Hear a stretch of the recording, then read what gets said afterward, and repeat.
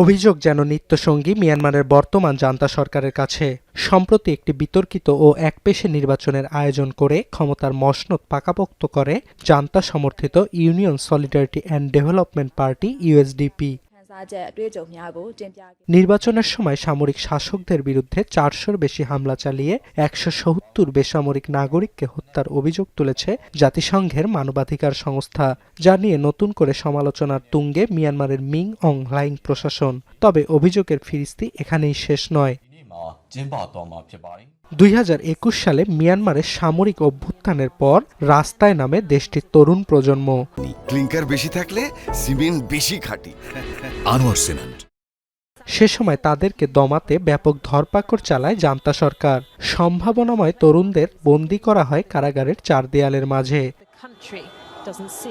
অনেকে কারা কর্তৃপক্ষের অত্যাচার সহ্য করতে না পেরে মৃত্যুর প্রহর গুনছেন। মিয়ানমারে সামরিক অভ্যুত্থানের পর কারাগারে আটক থাকা 18 থেকে 35 বছর বয়সীদের মধ্যে কমপক্ষে 74 জন মারা গেছেন। সম্প্রতি প্রাণ হারানো 2 জনের পরিবারের সাক্ষাৎকার নিয়েছে রয়টার্স। এতে উঠে আসে তাদের উপর হওয়া ভয়ঙ্কর নির্যাতনের তথ্য। নিহতদের একজন উট ইয়ে অং। বিদ্রোহের অভিযোগে জান্তা আদালত তাকে দোষী সাব্যস্ত করার পর ইয়াঙ্গুনের ইনসেইন কারাগারে বন্দী ছিলেন তিনি।